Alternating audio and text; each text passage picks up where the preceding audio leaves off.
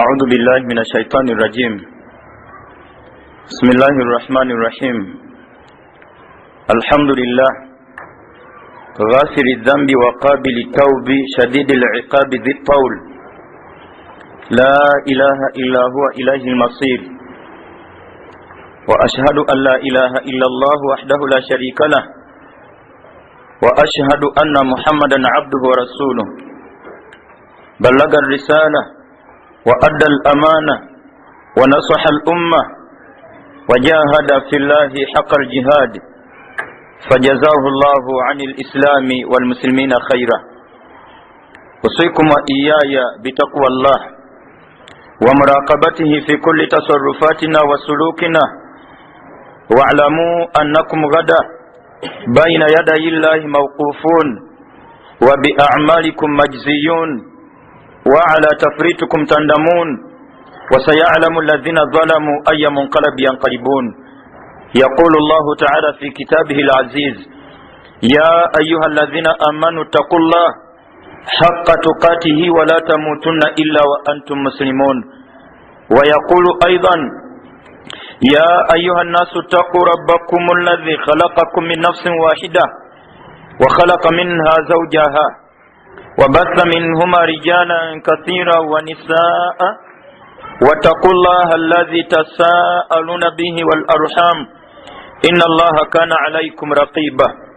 ويقول أخيرا: يا أيها الذين آمنوا اتقوا الله وقولوا قولا سديدا يصلح لكم أعمالكم ويغفر لكم ذنوبكم، ومن يطع الله ورسوله فقد فاز فوزا عظيما. إن أصدق الكلام كتاب الله، وخير الهدي هدي محمد صلى الله عليه وسلم، وشر الأمور محدثاتها، وكل محدثة بدعة، وكل بدعة ضلالة، وكل ضلالة في النار.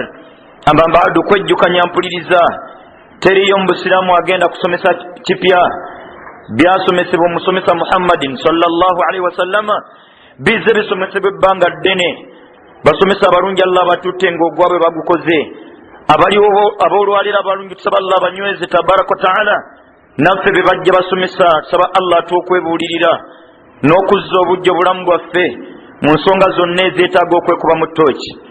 mbitwegala twekkaanye twejjukanye olwaleero ampuliriza ekisookera ddala kyakutenderezanga Allah tabaraka wa taala mbulamu bw'omusiraamu awangala mwogezi mutendereza wa Allah tabaraka wa taala obulamu bwe bwonna. ebigambo subhanallah, alhamdulillah, la ilaha illallah, allahu akbar, la hawla wala quwwata illa billah, omukkiriza omusiraamu tabijja ku lulimi. bifumbekeddemu emigaso ntoko. ensobi y'abamu kuba biddiŋŋana butatwala buvunaanyizibwa kutegera bye bitegeeza. gwe n'olukwatanga luyimba, so nga ekisinga okukola omuwendo makulu gali mu bigambo ebyo. ng'era abasinga obungi mu ramadaani buli luvannyuma lwa swala bwe tuddiŋŋana ekigambo ekikulu ennyo: ashhadu an la ilaha illa allah astaghfirullah as'aluka aljannata wa a'udhu bika min annar allahumma innaka afuwun tuhibbu al-afwa fa'fu anni. bigambo bya bbeeyi.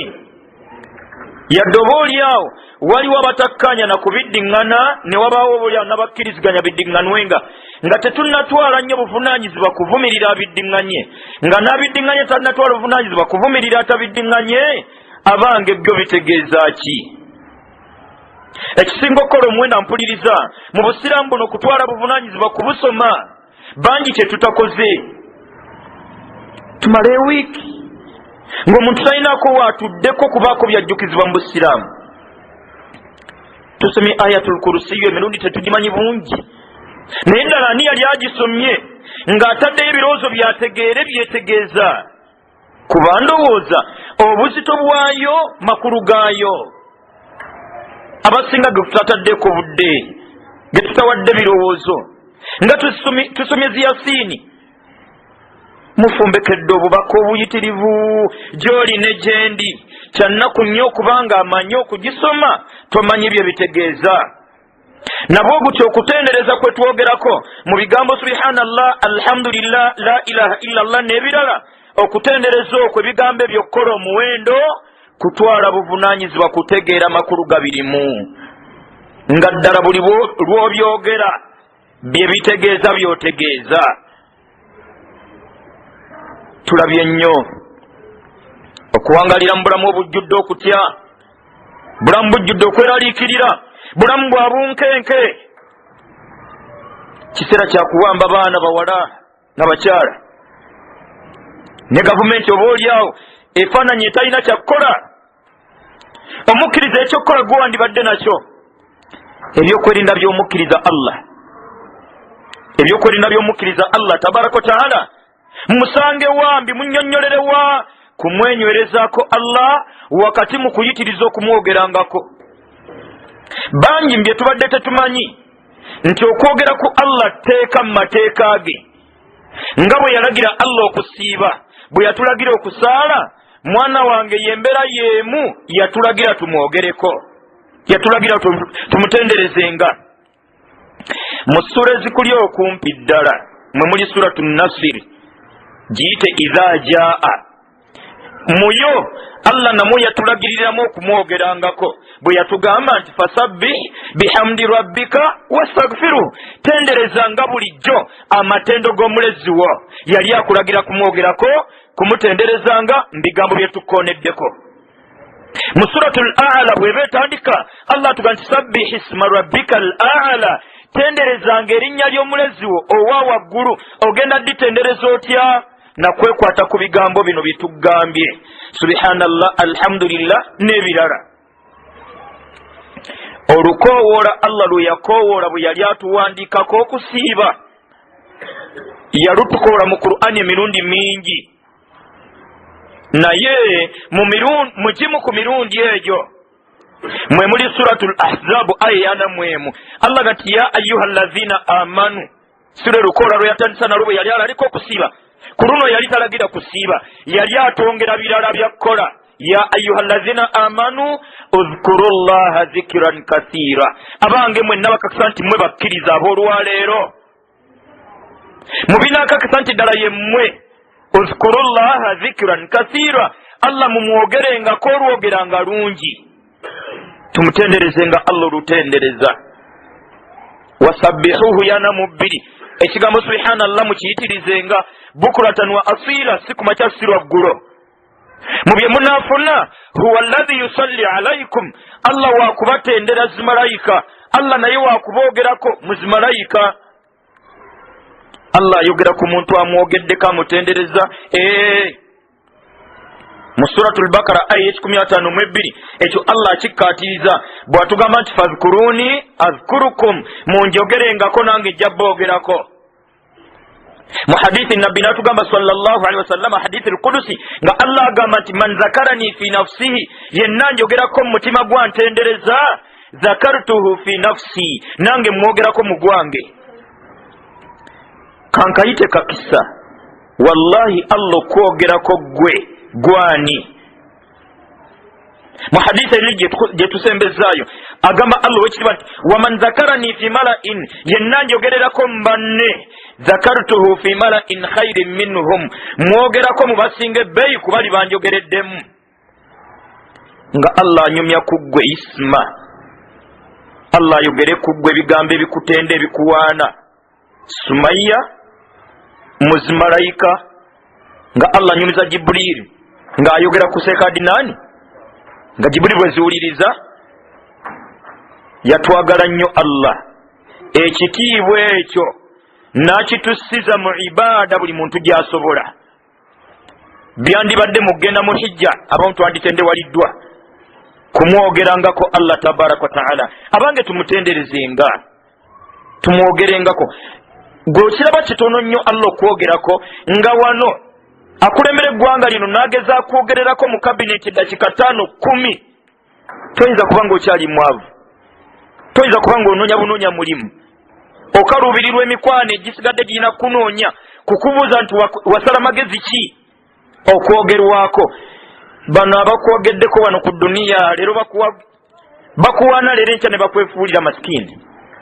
owekitiibwa Allah teyeekyusa tabaraka wa taala gwenyiikirira kumwogerangako. Allahu akbar. Wallahi kufumbekeddemu emigaso tegyogerekeka. Allah ng'oggyeko kuwaana n'okwogerako mu zimalayika wa malaikatuhu aya yana musatu mu suratul ahzab osabirwa ne zimalayika. Omutendereza Allah mu bungi asabirwa zimalayika za Allah tabaraka taala. Nga tulina nnaku etuluma obwavu simanyi yatabukaaba bantu balwadde buli muntu akimanyi oba oli akugjako abatono ddala. Ekitta bantu kikyo kifuuse ekitta bantu n'embeera yonna leka efaanane nga bwefaanana.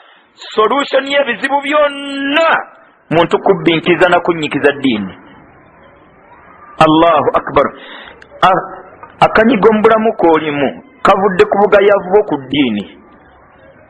Ekituufu abasinga tuli bagayaavu mu kwogera ku Allah okutuuka ku ddala ly'okuba nga n'oluvannyuma lw'esswala era ebiseera bitubula.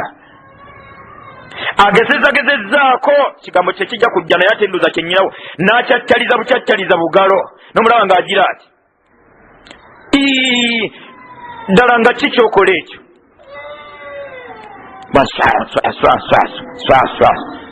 ali bize ali mbwangu alina gy'alaga olagawa. Tuweeyo obudde ku kwogera ku Allah wakati mu birungi ebingi ebikufumbekeddemu. Gwani Allah gwayogerako? Gwani asabirwa zimalayika? Malayika teyina zambi lyonna, tewali ensonga yonna eyinza kulobera Allah kwanukula dduwa yaayo. Nga tonnatuukirira sekadinani nsabira ku Allah omulimu gwaweddewo, sekadinani nombera ku dduwa embeera efaanana bweti.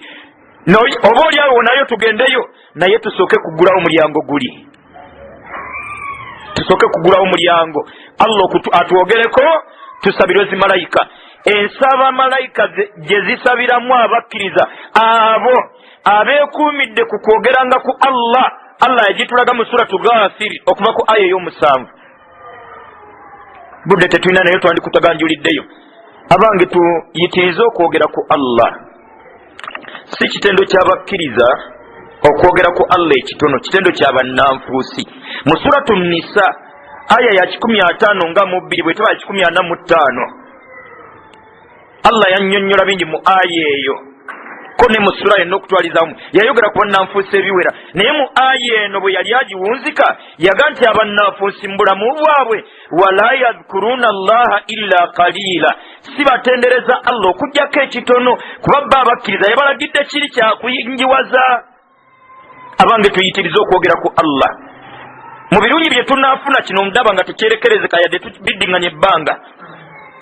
Omutendereza Allah omutima gwagutebenkeza guba n'emirembe. Omutendereza Allah talina nnaku gyeraliikirira mu duniya. Stress si bitendo byamukkiriza, si bulamu bwe. Yeraliikirire ki ng'alina entegeragana n'omugagga Allah. Allahu akbar walillahi alhamdu. Abange Allah tumwogerengako tabaraka taala mu suratu Ra'd aya ya 29. Allah gati allazina amanu, abakkiriza Allah empangala yaabwe watatma'innu qulubuhum bi dhikrillah, emitima gyabwe gitebenkera na kwogeranga ku Allah. Bannanga obugagga tebujja kutebenkeza ng'era bwe butatebenkeza babulina. Wallahi bugagga bubulamu eddiini mitawana myerere. Ebifo by'obukulembeze bwe bibulamu eddiini mitawana myerere. Benjogerako abo abagagga n'abakulembeze bawangalira mu kweraliikirira okutogerekeka.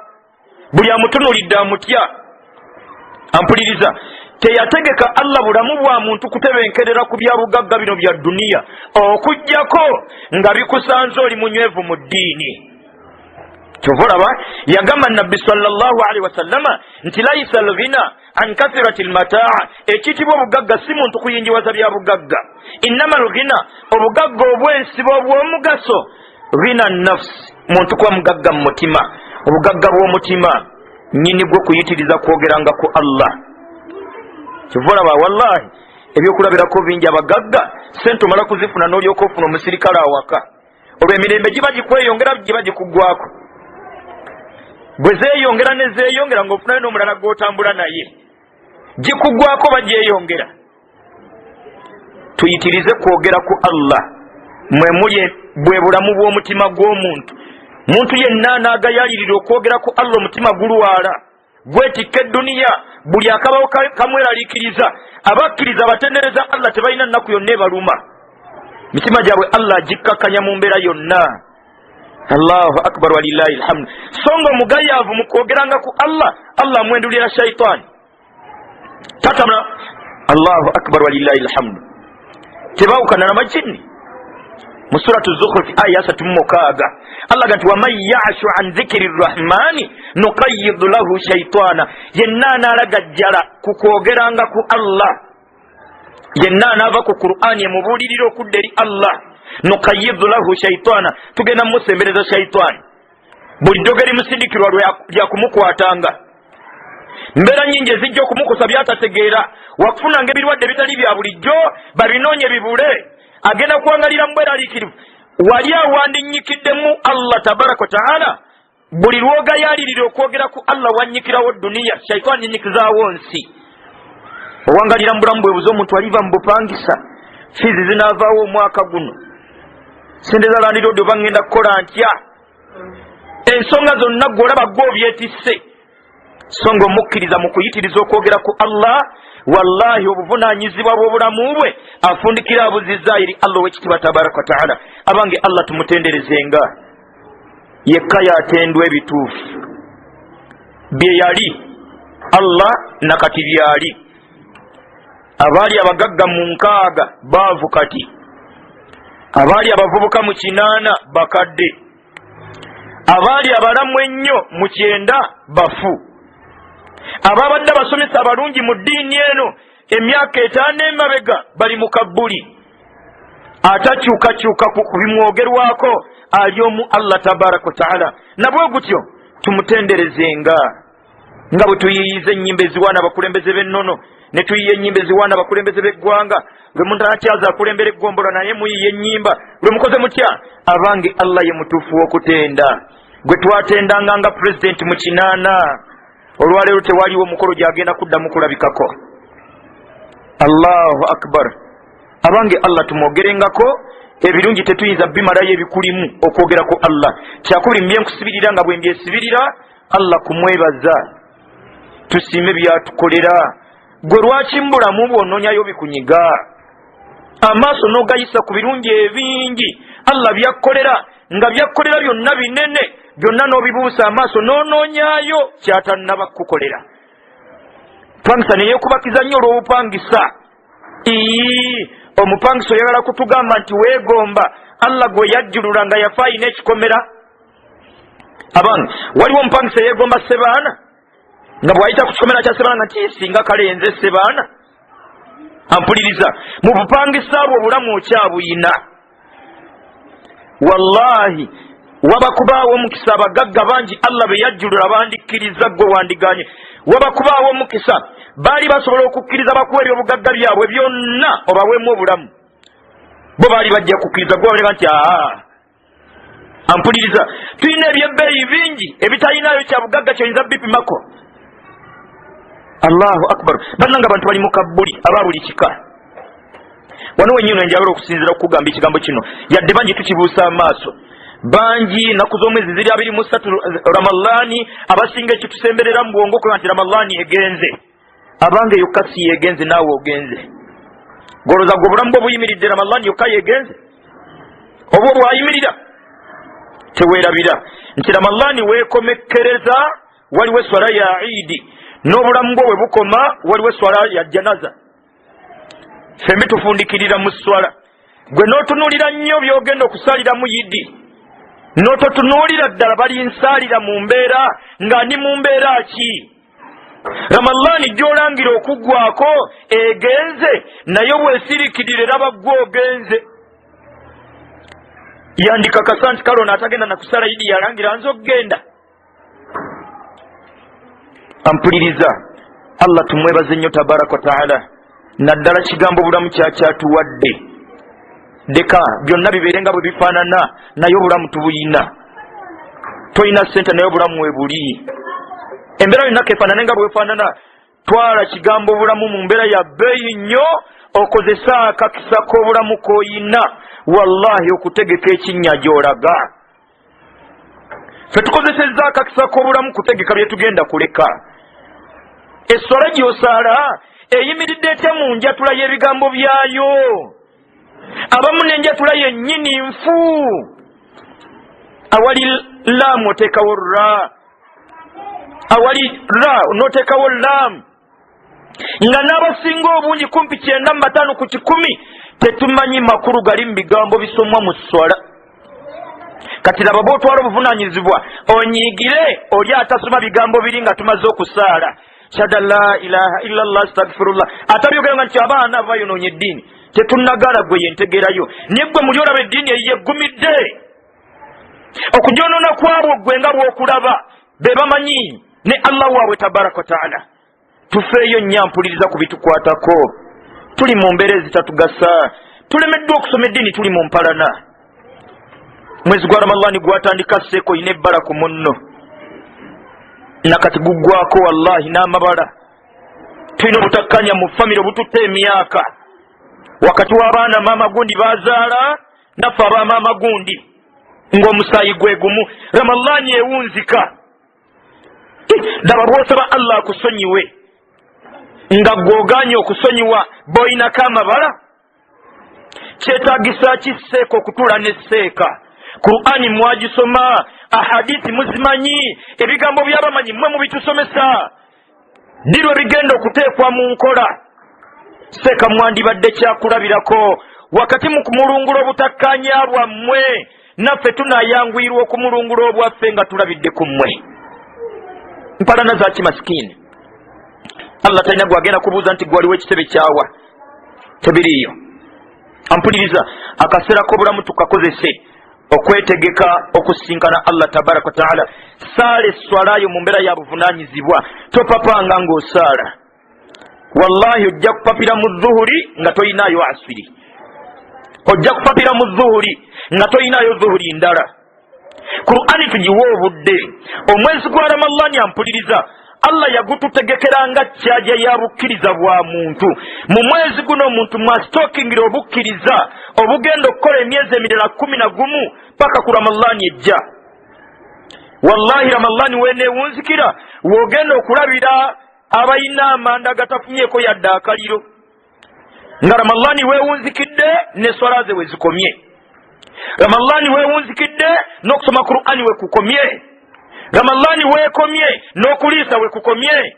Kimu ku binaategeeza nti bwe liba lyanda omwezi mulamba tewafunako yadde akaliro. Ampuliriza, tukozesa akadde k'obulamu okwetegekera okusinkana Allah. Qur'ani manyidde ddala bulungi nti abatamanyi kugisoma weetuli, naye nga ddala mu butuufu olina emyaka emeka era baakusaba ssente mmeka okugikusomesa nti zokyanoonya. Mu Busiraamu mulimu abaatondwa nga bo baakubeera bamaseeka ng'abalala baakubeera bagoberezi. Mu Busiraamu ffenna tuvunaanwa kyenkanyi.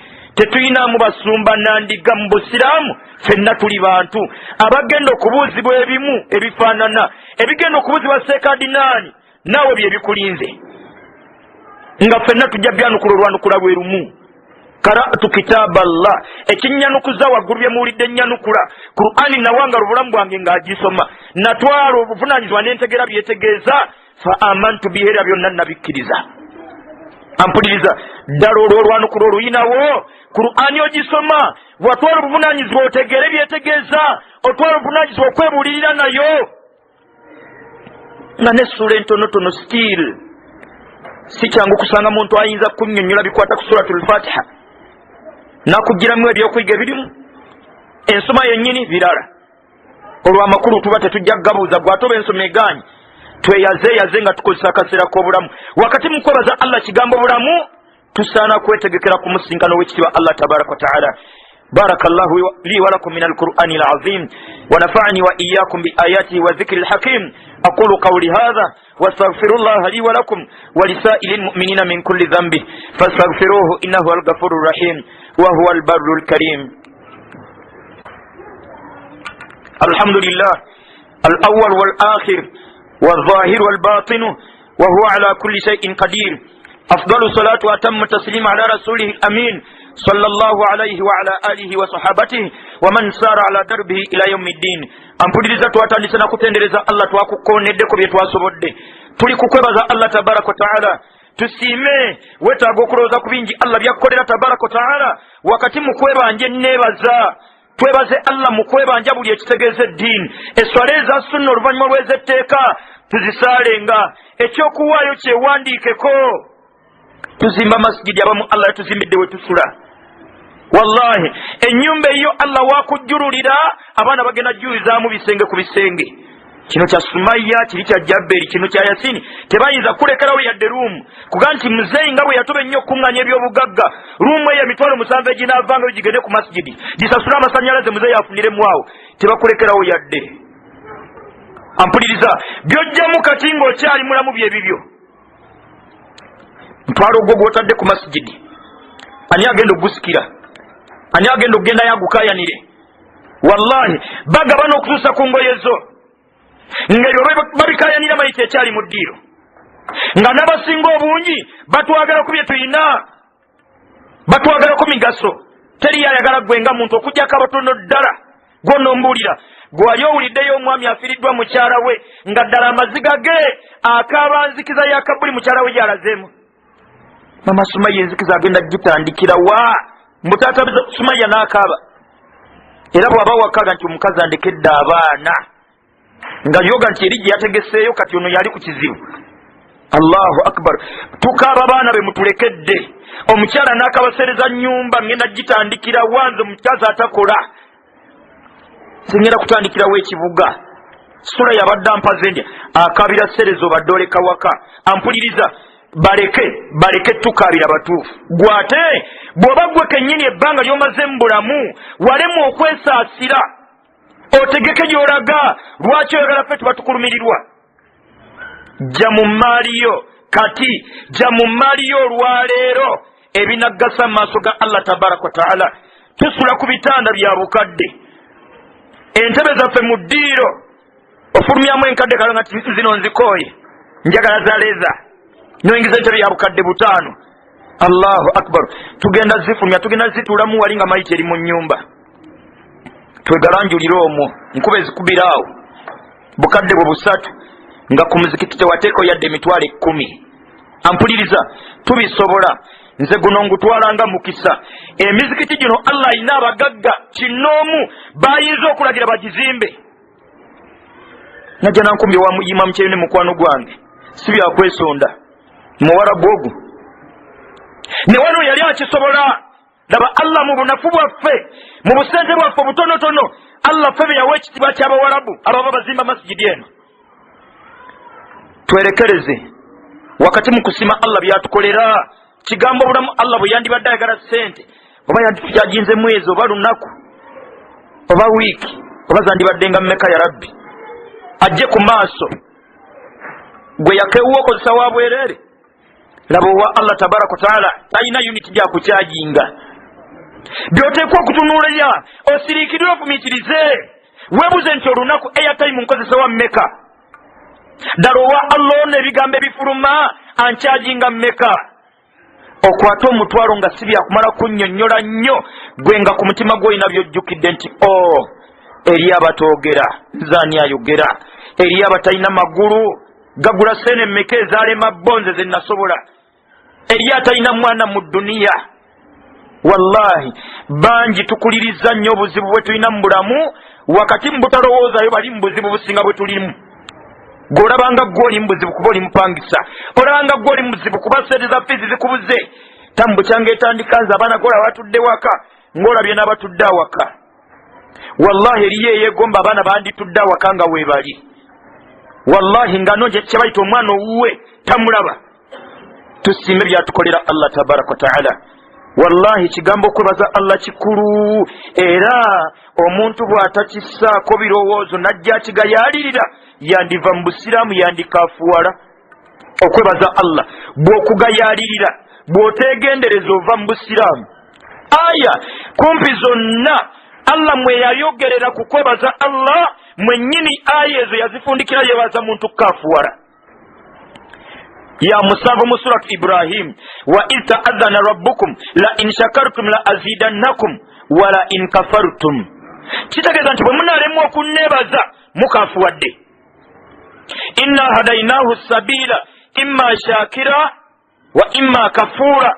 Omuntu twamunnyonnyola byonna kati yamanyi awangalire mu bulamu ng'atwebaza oba akafuwale. Allahu akbar.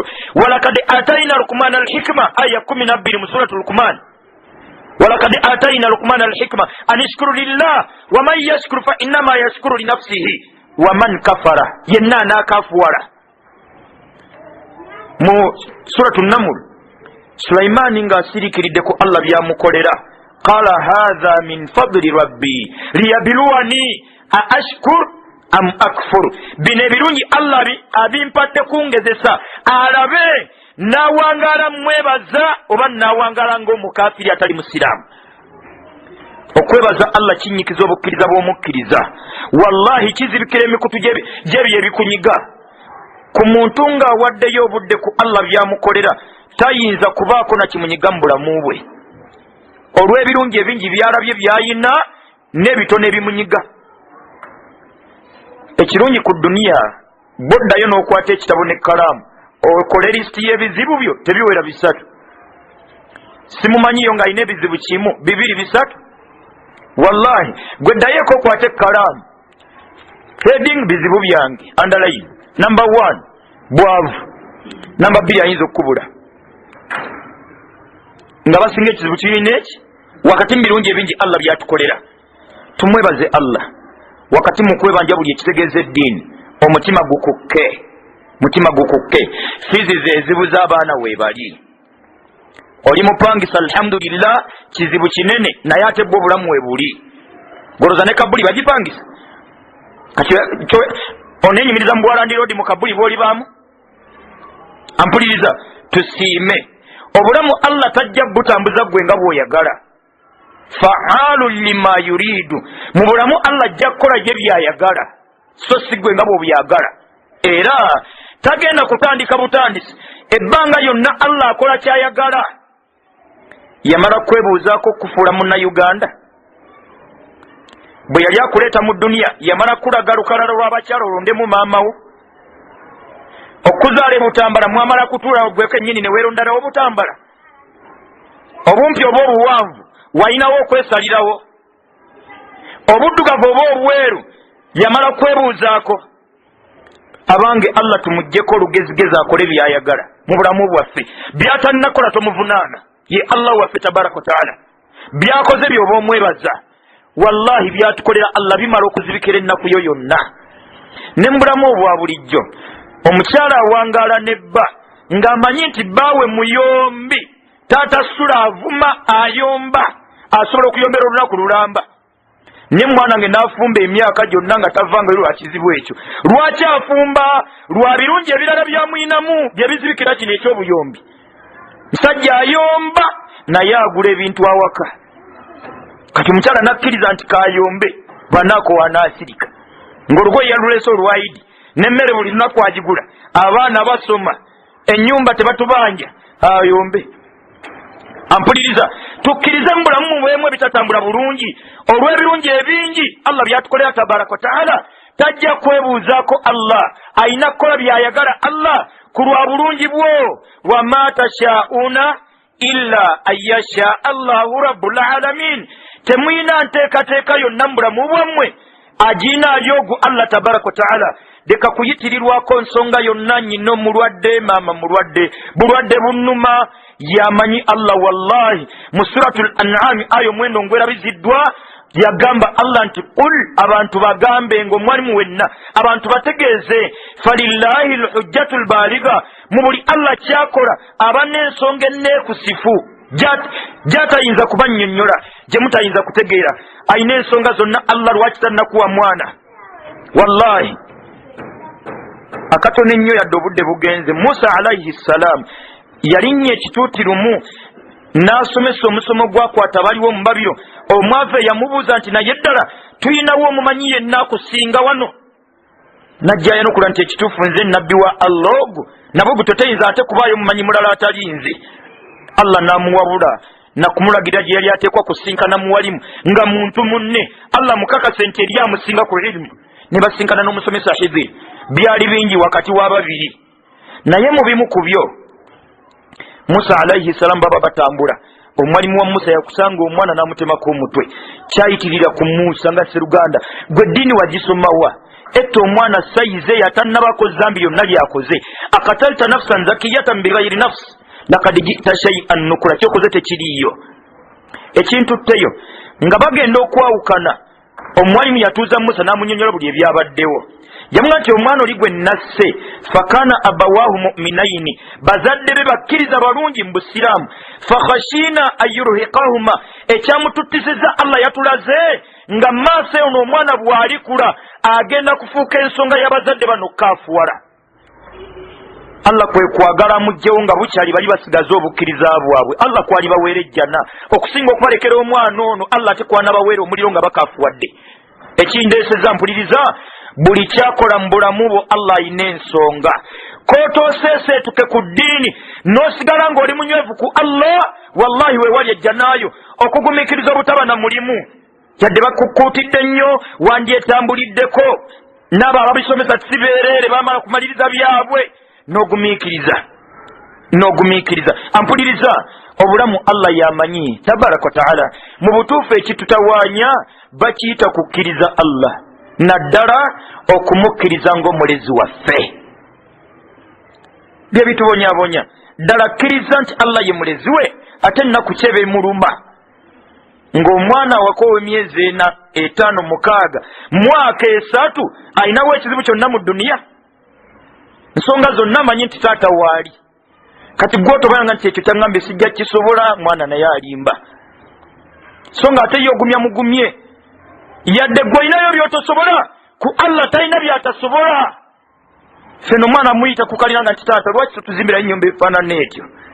Kibanga nti omwana ono bammanja emyezi 3 gye tusula atawuza nzimba ezika nawa nja gizimba, tujja gizimba. Nga byagambye tobisobola. Ampuliriza, talina kyatasobola Allah, ye mulezi wo gwe tonnamukkiririzaamu nga mulezi wo, kwe kwetikka obulamu bwo bwonna.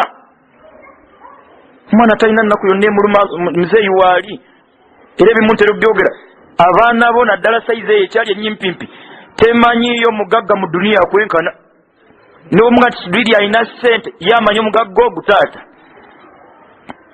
kanako pitu toyinza kukamatiza nti sebalamu alina ssente ne bw'okannyonnyolera omwezi, mugagga kamanyi omutaata masikini. Bwe kakumanyira bwe kakakasa abange Allah ye mugagga owannamaddala. Ennaku ekuluma tegeragana n'omugagga Allah nannyini nsi. Wano tuwaana bagagga balina bupoloti, akayina ebwayise n'ekireka n'ennateeti. Obuzimbe bwazimamu obuzimbe bufaanana, atunulidde akebwayise yeyeebuza nti akazimbe kano ntaba kafaananako ekireka. Ne weegomba nnyo okulaba ku nnyini bwo, era bw'omutuukako muwe ekitiibwa azifu olya wuwe. Ne tutawa Allah kitiibwa omugagga. Edduniya eno yonna yiye, entobazi, ensozi, byonna bibiye. Si byakyapa bye yeetondera, si bye byokka. Abange Allah mugagga, weetaaga kumukkiririzaamu, okkirize nti Allah mugagga tabaraka taala. Wallahi nze mbimpangula bwe bugagga bwa Allah, kubanga buli lunaku Allah tusaasaanyirizako ssente. Olowooza olunaku Allah afulumya mmeka? Sekadina namu 2 gy'anaaleka nawe yakwadde omutwalo, afulumiza mmeka olwaleero? Era ddi lwatafulumya? Kampala ono tulinawo omugagga yenna ayinza otuliisa ekyemisana kimu. Ti Kampala yenna temufumba ekyemisana mujje ewange waali. Wallahi Allah tuliisa ekyenkya, n'atuliisa ekyemisana, n'atuliisa kakyayeka olw'eggulo, n'atuliisa ekyeggulo, buli lunaku. Si Uganda yokka, ensi yonna. Si bantu bokka, n'ebisolo, n'ebiwuka, n'ebinyonyi, na buli kitonde kye. Weetaaga mugagga ky'omulala. Ennaku ekulumira kingoyo waali. Twetaaga kukkiriza Allah tabaraka taala. Mpunzika ebigambo byange nakusibira, ennaku tuli mu 10 zisembayo, kye kiseera tufungize. Bannange, anaawangula emisinde tebabala speed kwe yatandikidde, bamulinda wali we giggwera. Kekakutaana mirundi 3 egibulayo n'olegeza gikulemye.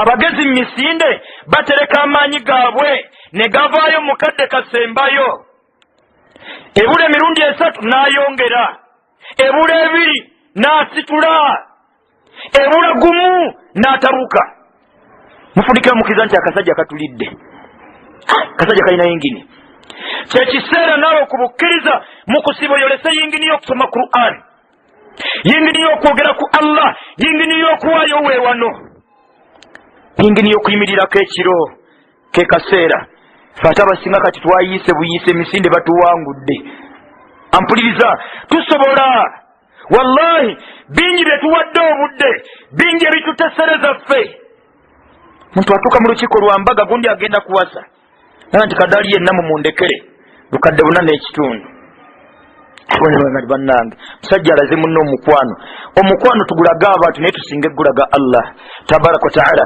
bano boolaga omukwano leero mu nkiiko z'embaga mu myezi 2 omugole aba yagenda ate nga tobanja tozinona gombuza nti omugole waffe nga timuna bizibu twajja ne tugiramu awo anti taliiyo Allahu akbar emyezi 2 omugole akwatibwa mu bwenzi owa Allah tabaraka wa taala yenna tufungize wallahi tusobola obusobozi obuyina ku ssente yeye entonotono kizimbe muzikiti guyimirirewo nga Allah isla ku 5 gyo ku 1,000,000 yadde goli mupangisa eno ozimba nyumba yo mujjana man bana lillahi masjida yenna zimba kulwa Allah omuzikiti ayina ekisa Allah dawa bogenda okuzimba omuzikiti ku mitwalo 5 ogumanyiwa ogenda kuzimba omuzikiti ku mitwalo egi Allahu akbar kati toguzimba wano gwegenda oguzimbe mu kyalo ewamu nga gwa mitwalo 5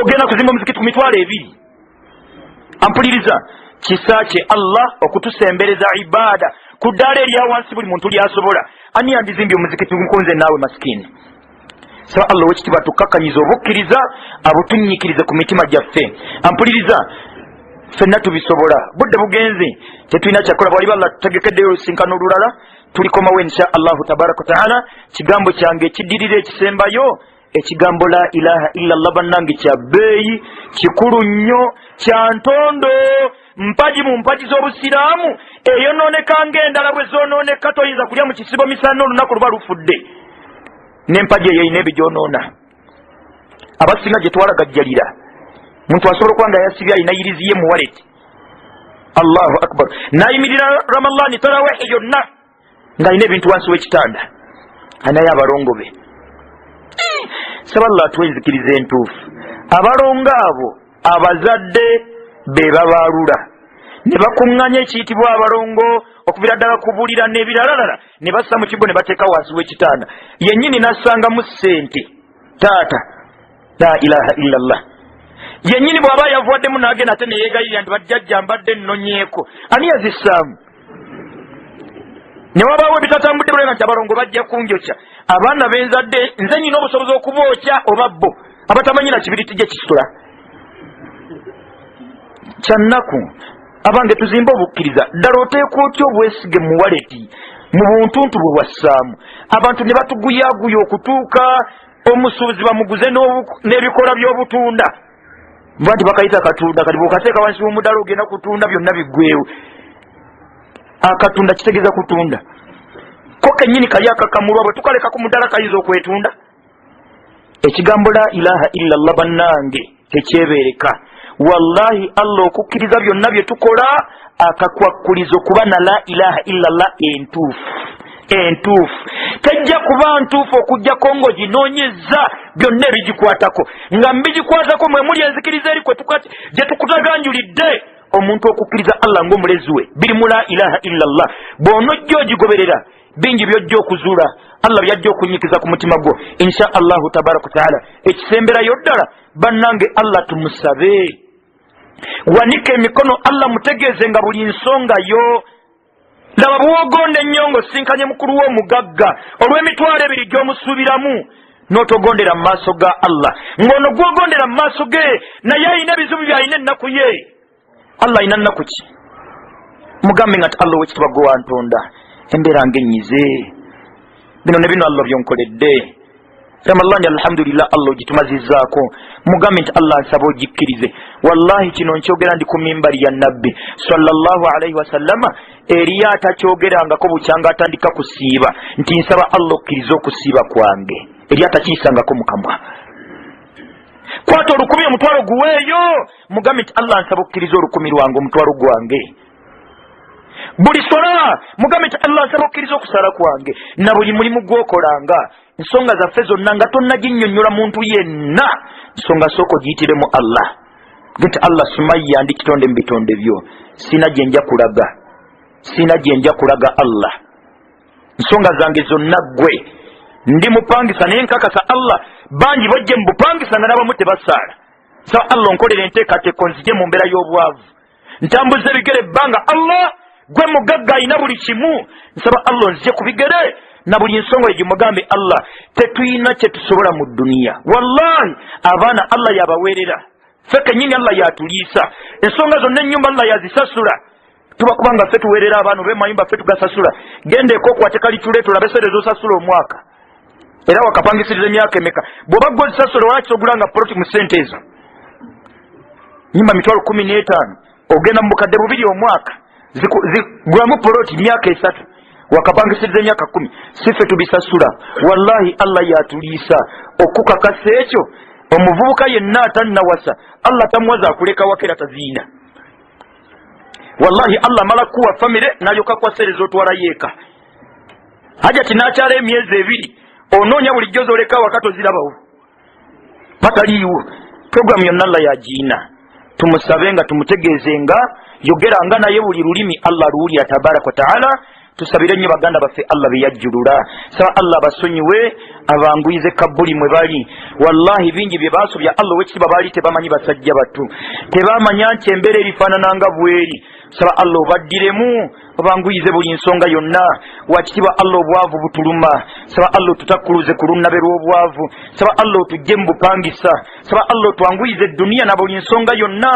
Saba Allah tugondeze abakulembeze. Saba Allah tugondeze betukulembera. Saba Allah twanguyize buli kitonde kyo wakitiibwa Allah gwe mugagga asembayo gwe mugagga asooka gwe mugagga nnyini byonna. Teri yayinza kumma Allah gwosazeewo kuwa nga bwe tali yayinza kuwa Allah gwosazeewo butawa. Saba Allah tusumululire ebyenfuna. Saba Allah osumulule obukkiriza obunyikiza ku mitima gyaffe. Saba Allah ow'ekitiibwa oluŋŋamya abaana baffe abaana boonoonese. Saba Allah otuseeko obukumi bw'embeera yabunkenka abakyala batemulwa. Saba Allah otuseeko obukumi obw'okuviira ddala waka. Saba Allah otuseeko obukumi bwe yonna gye tutambulira. Saba Allah okume emikwano gyaffe okume eŋŋanda zaffe okume buli musiraamu yenna waali. Saba Allah ow'ekitiibwa yanukula okusaba kwaffe. Saba Allah okkirize bye tugezezaako mu Ramadaani. Saba Allah otumazeeko Ramadaani. Saba Allah yanukule bye tukusabe mu Ramadaani. Saba Allah osumulule ensingo zaffe tetumanyi bulamu bwaffe gye bunaakomekkerereza bwe tuba ba muliro. Allah tukusaba otuyimbule. Allah otuwandiike mbagenda okuyingira ejjana. Saba Allah ossa okusaasira n'emirembe ku mbaka Muhammadin sallallahu alaihi wasallama na ku bonna abamukkiriza okutuusa Allah lw'olizingako ensi eno. Allahumma salli ala Muhammad wa ala ali Muhammad kama sallaita ala Ibrahima wa ala ali Ibrahima innaka hamidun majid wa barik Allahumma ala Muhammad wa ala ali Muhammad kama barakta ala Ibrahima wa ala ali Ibrahima innaka hamidun majid wa arda Allahumma ani arba'ati al-khulafa Abu Bakr wa Umar wa Uthman wa Ali wa an sa'iri sahabati wa man tabi'ahum bi ihsanin ila yawmiddin.